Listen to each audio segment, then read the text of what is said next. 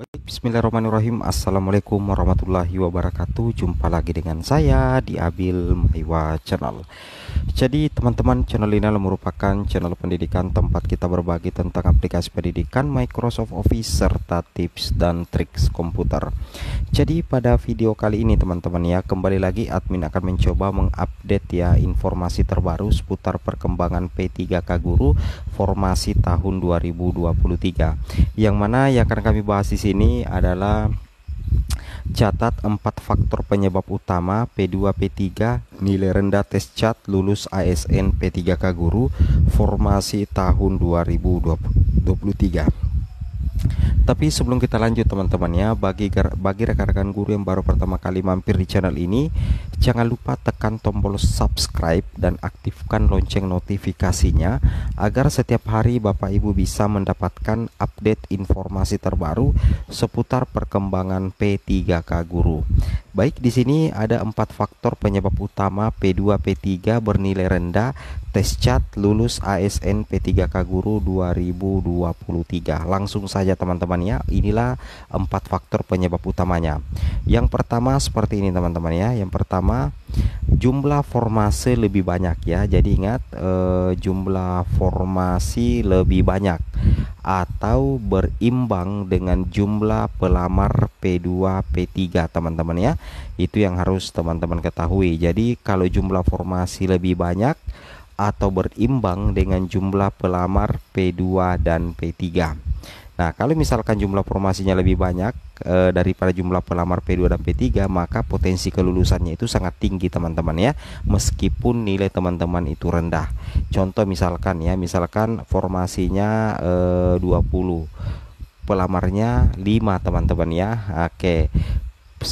Pelamarnya 5 itu P3 semua. Nah, ternyata rendah semua nilainya, itu tidak jadi masalah. Itu bisa lulus semua teman-teman ya, menjadi ASN P3K karena jumlah formasi lebih banyak daripada jumlah pelamar. Jadi tidak perlu untuk dilakukan perankingan.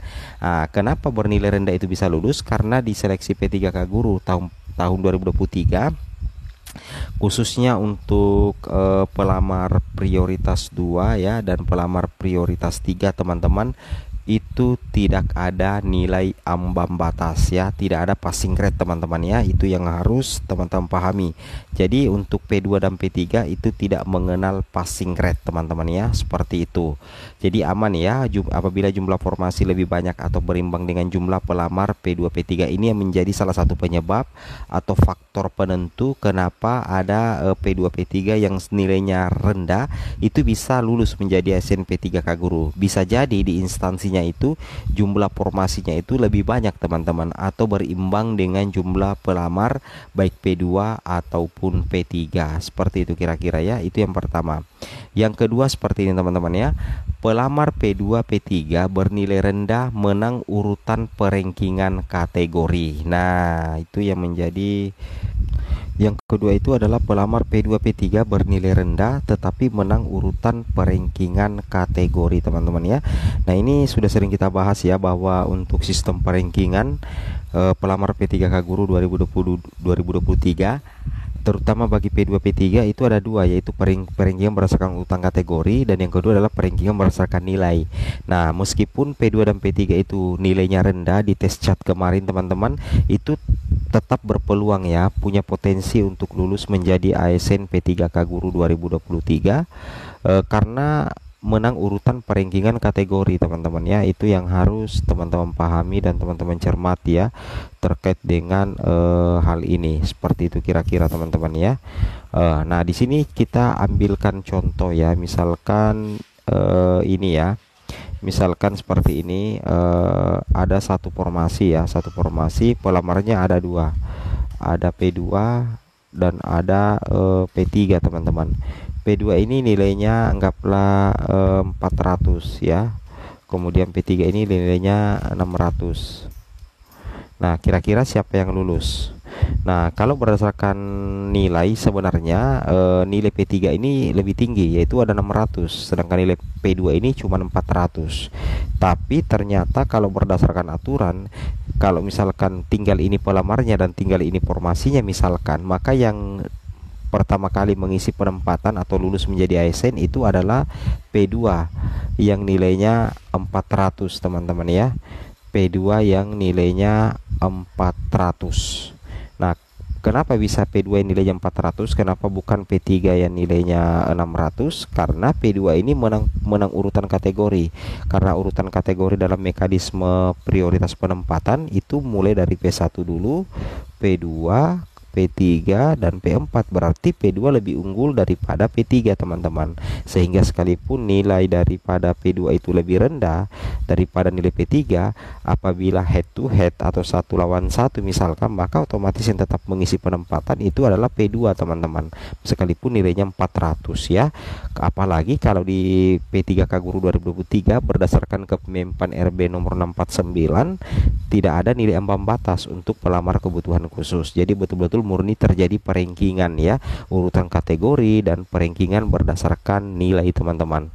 Oke, kemudian faktor penentu berikutnya seperti ini yang bernilai rendah. Kita lihat pelamar P2 dan P3 bernilai rendah tertolong dengan afirmasi. Ini juga memungkinkan sekali terjadi teman-teman ya.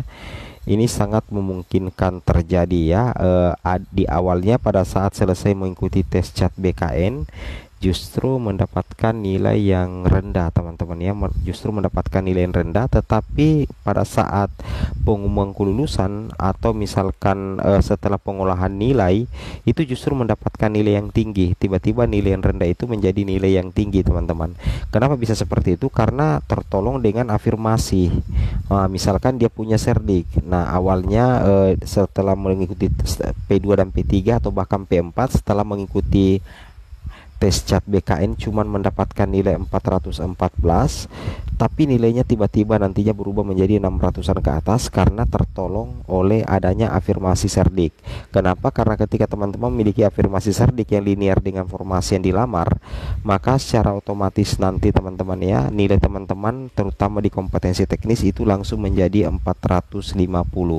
Jadi kalau ditotal dengan nilai kompetensi manajerial, sosiokultural dan wawancara, itu nilainya akan berubah jauh lebih tinggi teman-teman, karena teman-teman sudah menguasai 50% dari bobot nilai dari kompetensi teknis yang mendapatkan nilai maksimal. Seperti itu kira-kira ya, itu yang wajib teman-teman pahami dan teman-teman cermati ya.